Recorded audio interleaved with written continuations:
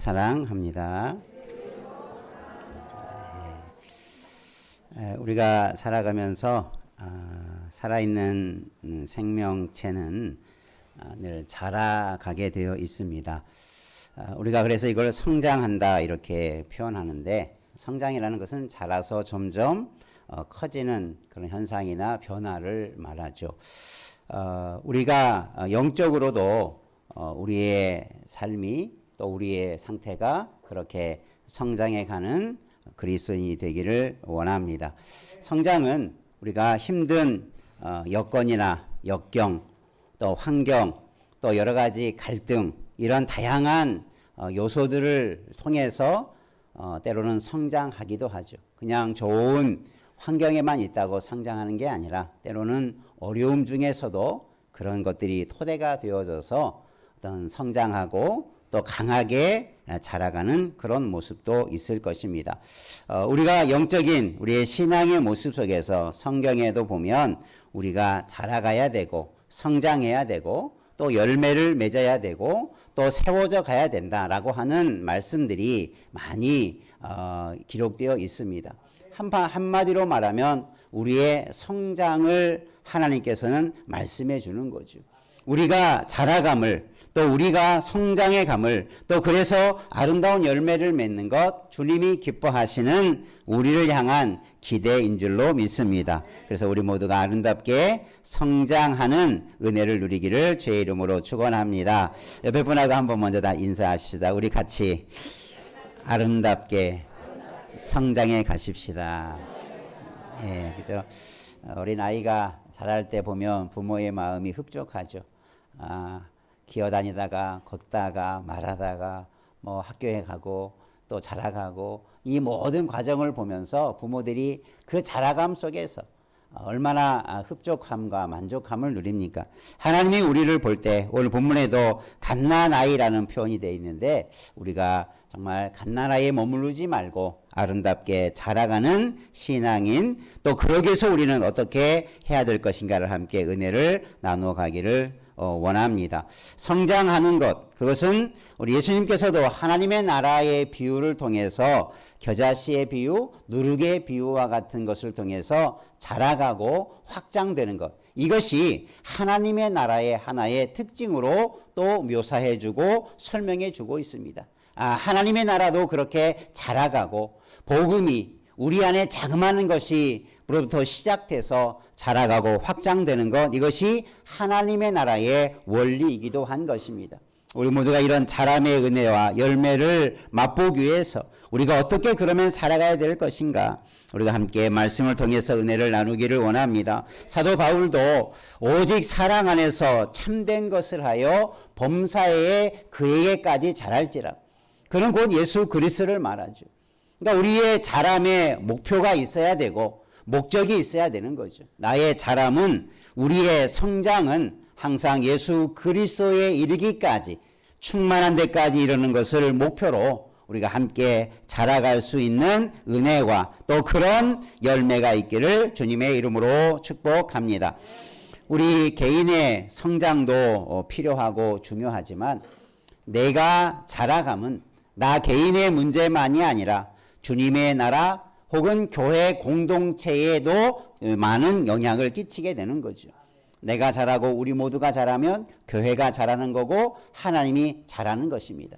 그래서 우리 모두가 함께 자라가는 것, 그것이 주님께서 원하시는 모습인 줄로 믿습니다. 베드로전서 1장에서 사도 베드로는 우리가 거듭난 사람이다, 그래서 산 소망이 있고 우리가 기업을 잇는 자가 되었다, 이렇게 우리의 존재가 새롭게 된, 또 새로운 삶의 분명한 목적을 가지고 나아가는 존재로 설명하면서 2장에서는 그러기 위해서 우리는 성장할 수밖에 없다, 성장해야만이 이런 부르심에 주님께서 우리를 세워주신 그 모습에 합당하게 서갈 수 있다라고 하는 것을 말씀해 주고 있는 것입니다. 우리 모두가 성장함으로 주의 뜻을 이루는, 또 주님이 기쁨을 되는 우리의 믿음의 삶이 있기를 주님의 이름으로 축복합니다. 그러면 어떻게 오늘 말씀에서 몇 가지로 우리에게 이렇게 할 때 우리에게는 성장이 있을 수 있다라고 하는 것을 몇 가지로 가르쳐 줍니다. 한번 첫 번째 따라합시다. 신령한 젖을 사모하라. 예, 오늘 말씀에 보면 2절에 보면 갓난아이들 같이 순전하고 신령한 젖을 사모하라. 갓난아기들, 이제 막 태어난 아기, 그죠? 그 아이는 뭐 단단한 음식을 먹을 수도 없고 소화력이 약하니 뭐 씹을 수도 없고 그래서 젖이나 우유를 먹는 그 갓난아이를 한번 생각해 보십시오. 그 아이에게 이 젖을 먹는 것은 생명을 얻는 가장 유일한 길이 되는 거지요. 그것이 중단되면 그 아이는 병에 걸거나 약하거나 심지어는 죽음에 이르게 될 것입니다. 젖을 먹지 아니하는 그런 상태로서는 결코 자라갈 수 없고 위험에 처하게 된다는 거죠. 오늘 사도 베드로는 성도들을 향하여서, 거듭난 성도들을 향하여서 어떤 표현을 쓰냐면 갓난아이와 같다. 이제 막 구원받은 사람들은 그런 상태예요. 그런 상태에 가장 뭐가 필요합니까? 젖과 같이 먹을 양식이 필요하지요. 자라게 할 영양분이 필요하지요. 그래서 젖을 사모하고 그래서 공급받을 때에 그 심령이 자라갈 수밖에 없다라고 하는 것을 말씀하고 있습니다. 그런데 젖을 사모하라라고 하기 전에 1절에서 뭘 말씀하냐면 그런데 이것은 버려야 된다. 그러니까 젖만 사모한다고 되는 게 아니라 먼저 왜 악독과 기만과 외식과 시기와 모든 비방하는 말을 버리고라는 말을 먼저 주고 있어요. 이 말은 우리의 성장에 방해되는 요소가 무엇인가를 먼저 가르쳐줘요. 이것을 가지고는 결코 우리가 성장에 갈 수 없다. 이것을 버리고 순전한 하나님의 말씀의 젖을 먹을 때에 우리는 아름답게 자라갈 수 있다라고 하는 것을 먼저 말씀하는 거죠.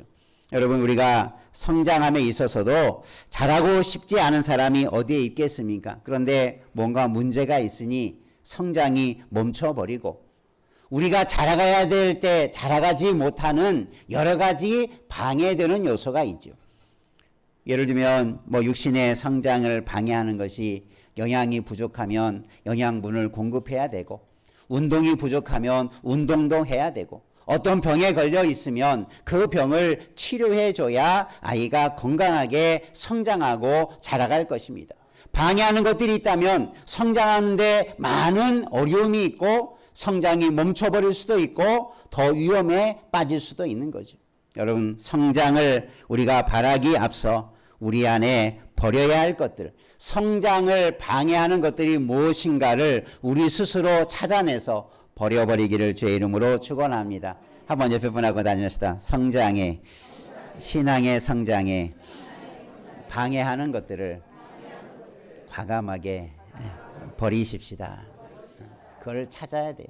각자가 다 달라요. 각자의 성장의 방해 요소들이 다 다른데 그것을 버리지 않고서는 결코 성장에 갈 수 없다. 우리의 신앙의 성장도 마찬가지죠. 내가 믿음으로 신앙 안에서 아름답게 자라가고 싶은데 아무리 내가 열심히 하는 것 같은데도 자람이 없고 성장이 없고 늘 그 모양 그 모습으로만 있다면 뭔가 문제가 있는 거죠. 누가 그것을 깨닫게 하기 전에 우리 스스로가 나의 성장을 가로막는 것을 빨리 찾고 그것을 해결할 수 있도록 우리가 힘써야 될 때인 줄로 믿습니다. 그럴 때 우리는 그만큼 자라갈 수 있는 거죠. 그리고 나서 우리는 신령한 젖을 사모하며 나아가야 되는 거죠. 이 말씀은 우리 어떤 과정을 말하는 거죠. 우리가 하나님의 말씀만 듣는다고 되는 게 아니라는 거예요. 좋은 말씀을 듣는데 그 말씀이 우리 안에 들어오지 못하도록 방해하는 것들이 있다면, 그리고 예수님께서도 씨 뿌리는 비유에서 씨가 30배, 60배, 100배의 결실을 맺는 방법이 뭐였습니까? 방해하는 것들. 우리가 열매 맺지 못하게 하는 것들을 그 상태로는 결코 열매가 없는 그런 밭이 되고 만다. 우리의 심령이 되고 만다.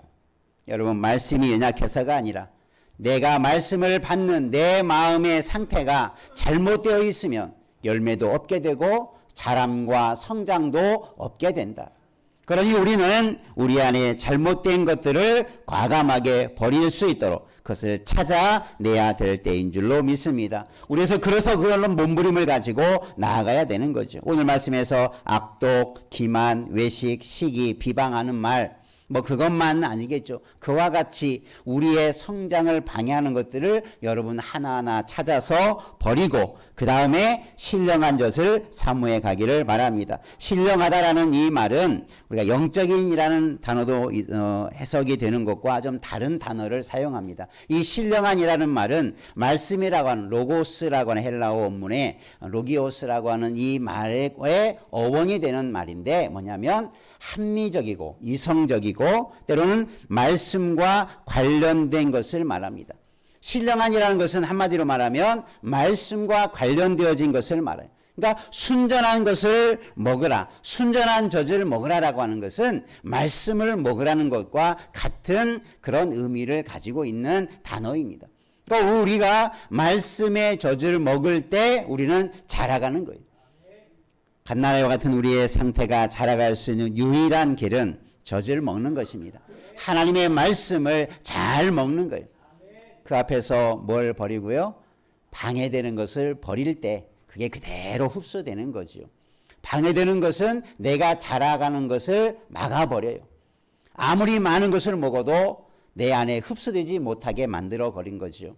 많은 말씀을 들어도 그것이 내 말씀 안에 옥토가 되지 못해서 방해가 되고 자라가지 못하게 하고 열매가 없게 만드는 방해 요소들을 제하고 그런 하나님의 말씀을 잘 먹을 때 자라가게 되고 성장하게 된다. 우리가 잘 아는 그런 말씀이지만 그게 잘 안 될 때도 많죠. 분명히 말씀을 들었는데 말씀이 없어져 버리고 말씀에 열매가 없고 분명히 은혜를 받은 것 같은데 세상에서 나가서 살 때 보면 말씀 없이 살아가는 것. 그래서 세상 사람과 똑같이 살아가는 것. 그 이면을 살펴보면 여전히 내가 버리지 못한 것들이 가득하기에 말씀을 들었으나 말씀이 내 안에 뿌리 박히지 못하는 거죠. 말씀이 내 영혼에 흡수되지 못하는 거죠. 우리가 이런 원리를 좀 이해하고 말씀을 잘 받되 그것을 방해하는 것을 끊어버리고 버릴 때에 우리에게 이런 열매가 있게 될 줄로 믿습니다. 그래서 우리가 말씀을 더 갈급하고 사모해야 되죠. 말씀을 먹을 때마다 여러분 하나님의 말씀이 시편 기자처럼 꿀과 송이꿀보다 더 단 말씀으로 말씀이 우리 가운데 들려지고 그 말씀의 은혜를 체험하기를 주님의 이름으로 축원합니다. 그것이 우리가 자라가는 비결이에요. 그러니까 내가 어떻게 자라가고 있느냐, 자라가고 있지 못하느냐를 우리가 첫 번째 생각해 본다면 내가 말씀의 은혜를 누리고 있는가? 그래서 더 말씀을 먹고 싶고 더 말씀이 사모하고 더 말씀이 주신 은혜들을 날마다 때마다 더 갈급하는 모습으로 나아가는 사람은 성장하는 사람이, 성장할 수 있는 사람이. 그런데 말씀을 들어도 은혜도 없고 말씀에 대한 갈급함도 없고 내가 말씀을 듣지 않아도 나에게 전혀 그런 말씀에 대한 사모함이 없다면 그 심령은 결코 자라갈 수 없다. 우리 스스로 그렇게 진단해 볼 필요가 있는 거예요. 말로만 자라가는 게 아니라 실제적인 우리의 자라감의 요소들이 공급되어질 때 자라갈 수 있음을 기억하시고 우리 모두가 말씀을 대할 때 말씀의 갈급함을 가지고 또 말씀을 주실 때마다 그 말씀의 은혜들을 받아 누리는 그런 복된 심령 되기를 주의 이름으로 축원합니다. 옆에 분하고 한번 놔주시다. 말씀의 은혜를 매일매일 경험하며 갈급하며 사십시다. 그게 우리가 성장하는 사람의 자연적인 모습이에요. 어머니가 아이가 뱃속에서 태어나면 아이한테 야, 너 배고프니까 이렇게 젖을 먹어라 이렇게 가르쳐 주지 않아도 본능적으로 아이는 젖을 빱니다. 그죠? 본능이에요. 어린 아이가 살려면 젖을 먹지 않으면 죽으니 자기의 생명을 유지하기 위해서는 본능적으로 그렇게 젖을 먹어야만 돼요. 배고프면 갈증이 나며 물을 먹고 먹을 것을 찾는 것이 우리 자연의 욕구인 것처럼 우리가 하나님의 사람으로 거듭나고 태어났다면 그 자연스러운 현상이 뭡니까? 말씀을 갈급하는 거예요. 말씀을 찾는 거예요. 전에도 제가 우리 예수 믿는 사람들, 교회 안에 예수 믿는 사람들이 다 구원 받았다라고 확언할 수 없는 이유가 있다고 말씀을 드렸죠. 교회에 앉아 있다고 구원 받은 게 아니고, 그냥 예배 자리에 앉아 있다고 그 사람이 구원 받은 게 아니고, 정말 구원받고 거듭났다면 그 거듭남의 삶이 우리 가운데 동반될 수밖에 없는데, 그래서 우리는 우리 스스로 하나님밖에 알 수 없지만 구원받은 자는 구원받은 자의 모습들이 자연스럽게 드러나는 거예요. 그래서 말씀을 사모하고 예배를 사모하고 기도하고 하나님 뜻대로 살기를 기뻐하고 힘이 들어도 믿음을 지키려 하고, 이게 다 구원받은 자의 모습들이에요. 그런 모습이 없다면 우리가 스스로 그냥 나는 천국 가, 나는 하나님의 나라 가, 말로만 되는 게 아니라는 거죠. 두렵고 떨림으로 우리는 구원을 이루어야 될 것입니다. 우리 자신을 늘에서 늘 각성하고 돌아봐야 돼요. 믿음에서 떨어지지 않도록, 내가 끝까지 그 믿음에 서서 믿음의 열매를 맺어갈 수 있도록 우리는 그런 때로는 두렵고 떨림의 자세를 가지고 우리 구원의 자리에 서서 성장해가는 자가 되어야 될 줄로 믿습니다. 그래서 첫 번째, 우리는 신령한 젖을 사모하며 먹을 때에 우리는 성장해 갈 수 있다라는 거죠. 두 번째 한번 따라합시다. 신령한 집으로 세워져라. 예, 오늘 말씀에 보면 예수님을 4절에 보면 산돌이신 예수님께 나아가, 이런 마지막 절에 포함되어 있죠. 4절에 보면 산돌이신 예수께 나아가자 이렇게 말하고 있는데, 여기서 예수님을 뭘로 표현했습니까? 살아있는 돌이다. 이 살아있는 돌이라는 의미는 뭡니까? 반석, 돌이라는 것은 반석을 의미하는데 살아있다. 그러면서 또 뭐라고 말하냐면 너희도 어떻게 합니까? 5절에 너희도 어떻게? 산돌같이 신령한 집으로 세워져라 이렇게 말하고 있어요. 그러니까 예수님을 산돌로 먼저 소개한 다음에 너희도 산돌같이 세워져야 된다 이렇게 말하고 있어요. 그런데 여기서 산돌은 복수형으로 되어 있고, 그 다음에 나와 있는 신령한 집으로 세워지라라고 할 때 신령한 집은 단수로 표현되어 있어요. 산돌은 여기서 산돌같이, 너희가 산돌같이라고 했을 때 너희는 우리 말하는 게 산돌이라고 하는 것은 성도들을 말하는 거죠. 예수님과 같이 너희도 산돌과 같이 이렇게 돼야 된다라는 것을 말씀해 주는 것인데, 신령한 집은 뭘 의미하겠습니까? 여기서 신령하다, 우리가 앞에서 신령하는 것이 말씀이라고 하는 것에 의미했는데, 똑같은 한글로는 신령한이지만 원어는 다른 단어를 사용해요. 여기서 다른 것은 영적인이라는 단어를 사용해요. 그러니까 여기서 신령한 집으로라는 것은 영적인 집, 이게 원어적인 뜻입니다. 그러니까 영적인 집이 어떤 집을 말합니까? 교회를 말하죠. 성전을 말하죠. 그러니까 이거 이 말을 종합해 보면 우리는 예수님과 같이 우리는 어떻게 돼야 되냐면 산돌이 거룩한 신령한 영적인 집으로 세워져야 된다. 그래서 산돌은 복수형으로 되어 있고 신령한 집은 단수로 되어 있어요. 그러니까 신령한 집 교회는 예수 그리스도를 머리로 하는 교회라고 한다면, 산돌들은 바로 그 교회를 이루는 각자의 성도들을 의미하고 있습니다. 그러니까 이 말은 우리 각자가 산돌이 되어져서, 그래서 우리가 성전이 되어져가는, 교회가 되어져가는 그런 과정을 성장이라는 말로 이해할 수 있을 것입니다. 그러니까 우리의 성장은 어떻게 되냐? 내가 성장하면 결국 어떤 것이 성장하는 겁니까? 교회가 성장하는 거예요. 내가 교회의 산돌이니까. 우리 모두가 같이 다 모여서 성장하는 사람들이 다 산돌을 이룬다면 그 교회는 그런 성장하는 교회, 거룩하고 복된 교회로 서가게 될 줄로 믿습니다. 그러니까 여러분, 교회 종종 교회에 대해서 이렇게 부정적으로 생각하는 분들, 여러분도 그런 얘기를 많이 들었을 것입니다. 많은 사람들이 좋은 교회를 막 찾아다녀요. 많은 사람들이 교회를 정할 때 야, 이 교회가 좋은가 저 교회가 좋은가 이렇게 막 찾아다니는데 어떤 학자가 그런 이야기를 한 적이 있어요.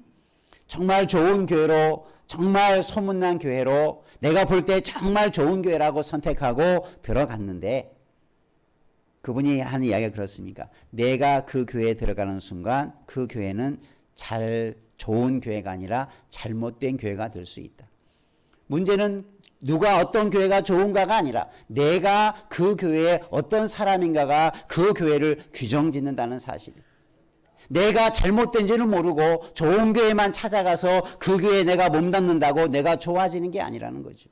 내가 먼저 좋은 교회를 이뤄가기를 제 이름으로 축원합니다. 한번 옆에 분하고 답시다. 내가 먼저 좋은 교회를 이루십시다. 내가 좋으면, 우리가 좋으면 우리 교회는 소문나지 않아도 좋은 교회가 되는 거예요. 하나님 앞에서 그런 교회가 되는 거예요. 자꾸 좋은 교회를 찾아가려 하지 말고 우리가 좋은 교회를 함께 만들어가는 것이 우리의 사명이요 교회를 세워가는 원리가 되는 것입니다. 그래서 우리는 교회를 세워가는 자가 되어야 되는 거예요. 우리에게 영구적인 표어가 뭡니까? 한번 따라할까요? 주님이 세우신 교회. 바로 그 교회. 저는 기도하면서 우리 교회는 정말 이런 교회가 되어야 된다. 주님이 세워주셨고 우리는 그런 교회를 만들어 가야지 내 교회가 돼서도 안 되고 어떤 사람의 교회가 되어서도 안 되고 어떤 세상의 교회가 되어서는 안 된다. 주님이 세우신 교회를 향하여서 우리는 그런 교회를 함께 이루어갈 때 좋은 교회가 되고 아름다운 교회가 되고 주님의 교회가 될 줄로 믿습니다. 우리는 그렇게 내 자신 스스로가 교회로 지어져 갈 때 우리가 성장해 가는 거예요.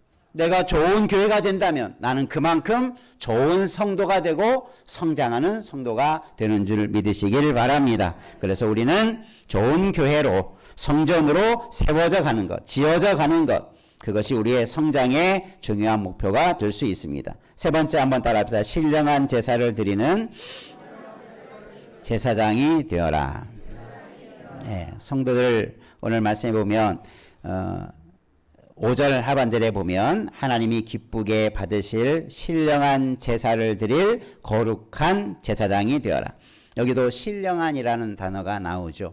이 신령한이라는 단어는 앞에서 신령한 집이라고 할 때와 같은 단어를 사용합니다. 여기서도 영적인이라는 의미를 가장 잘 표현하고 있는데 영적인 제사를 드린 거룩한 제사장이 되라. 우리가 성장할 때 내가 어떤 사람으로 어떤 사람이 되어야 되느냐.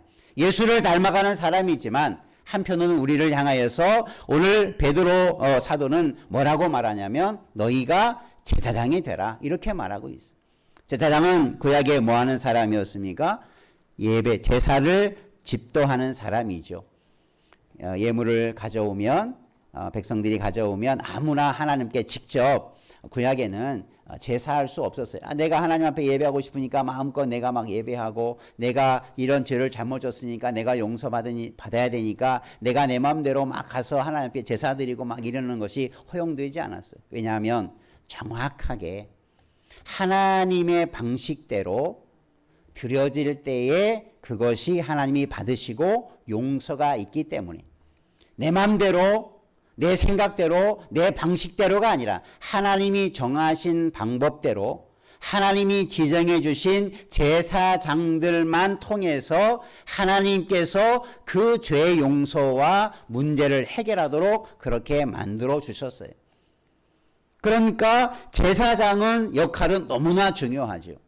어떤 사람이 죄를 지었으면 그 죄를 제사장한테 고하고 그러면 제사장이 이러한 제물을 가져다가 이렇게 하나님께 드려야 됩니다. 그래서 데려다가 그렇게 제사를 할 수 있도록 준비하고 제사를 드리면 그렇게 흠없게 드려질 때 하나님이 그 제사를 받으시고 용서와 은혜를 베풀어 주시는 것이 구약의 제사장의 제도의 중요한 원리예요. 물론 지금은 우리가 예수 그리스도께서 제사장의 사역을 완성시킴으로 말미암아 이제 우리는 구약과 같이 우리가 어떤 누구에게 그것을 부탁해서 죄 용서가 되는 게 아니라 우리는 담대하게 하나님 앞에 나와서 예배하고 제사할 신자가 된 줄 믿으시길 바랍니다. 그러면 구약의 의미로는 내가 누가 된 거예요? 제사장이 된 거예요. 우리가 예배를 드린다라고 하는 것은 그런 제사장이라고 하는 중요한 사역을 감당하는 자로 내가 주 앞에 예배 드리는 자다. 그러니까 여러분 예배 드리는 것이 간단하게 생각하지 마십시오. 그 정신은 똑같습니다. 하나님이 정하시는 대로 하나님이 기뻐 받으시는 예배자가 될 때 우리는 그 거룩한 제사장의 사역을 감당하는 것이 되는 거예요. 우리가 바른 예배자 돼야 될 이유가 여기 있는 것입니다. 그래서 우리에게 영적인 제사를 드리는 제사장이 되라 이렇게 말하고 있어요. 육체적인 제사장, 구약적인 제사장이 아니라 바른 예배자가 되라. 바르게 예배하는 심령이 되라. 그 사람이 성장하는 사람이 된다. 예배의 성공 없이 우리의 신앙의 성장을 이룰 수 없다라는 것을 단적으로 보여주는 거예요. 구약에 제사 없는 은혜는 없지요. 그래서 아브라함은 출애굽기 율법을 주기 전에도 하나님 앞에 제단을 쌓고 하나님의 이름을 부르고 하나님을 찾았던 사람이 그 심령을 받으시는 거죠. 여러분도 하나님이 기뻐 받으시는 예배자 되기를 주의 이름으로 축원합니다. 한번 옆에 분하고 다시 나 우리는 제사장입니다. 우리는 제사장과 같이 영적인 거룩한 제사를 드려야 합니다. 그러니까 여러분 예배를 드릴 때 정말 조심하십시오. 그냥 나와서 앉아 있는 게 예배 드리는 게 아니라 하나님이 정하신 하나님께서 말씀하신 것에 부합하게 우리가 하나님 앞에 나와서 예배할 줄 알아야 돼요. 예배 드리는 태도, 예배 드리는 정성, 예배를 준비하는 것, 예배에 참여해서 시간 집중하며 모든 예배 순서에 참여하는 것 여러분 조심해야 되는 거죠. 주의해야 되는 거죠. 예배 시간을 조는 것도 하나님 앞에 큰 죄입니다. 예배 자리에 바른 정성을 가지고 참여하지 않는 것도 하나님 앞에 죄악된 것들이에요. 우리가 그런 거에 대해서 누가 지적하지 않으니까 아무도 모르니까 그냥 넘어가는 것 같지만 하나님은 우리가 드려지는 모든 예배를 다 지켜보고 계십니다.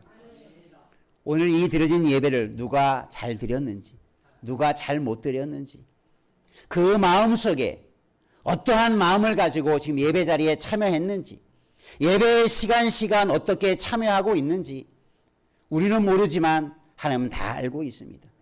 여러분 우리는 거룩한 제사장과 같은 예배자로 서 있기를 주의 이름으로 축원합니다. 그 예배가 영광된 예배고 그 예배가 복된 예배가 되고 그 예배가 우리에게 은혜가 되고 우리 가운데 부어지는 놀라운 하나님의 은혜가 임하는 예배가 될 줄로 믿습니다. 나는 예배를 사모하지도 않고 준비하지도 않고 예배의 정성도 다하지 않는데 어떻게 하나님이 그 예배를 받으시겠습니까? 우리가 바른 예배자 되기를 제 이름으로 축원합니다. 옆에 분 한번 다시 한번 마지막으로 다주시다. 바른 예배자로 예배하시고 예배를 통해서 우리의 신앙이 성장하기를 원합니다. 믿습니까? 예배는 우리의 성장의 중요한 도구가 되는 거예요. 제사장과 같은 정성을 가지고 하나님을 만나고 하나님이 주시는 은혜를 체험하고 우리가 드려지는 예배가 하나님이 받으시는 그런 영광된 예배자로 서서 주님 앞에 나아갈 때 우리의 신앙은 그런 것을 통해서 성장하고 자랄 수밖에 없다. 이 가르침 앞에 우리가 온전하게 우리 자신을 비춰보아 우리가 신령한 젖을 사모하고 신령한 집으로 세워져 가고 거룩한 제사장이 되어져서 우리의 신앙이 아름답게 자라가는 은혜가 있기를 주님의 이름으로 축복합니다. 기도하겠습니다. 좋으신 아버지 하나님, 하나님은 우리가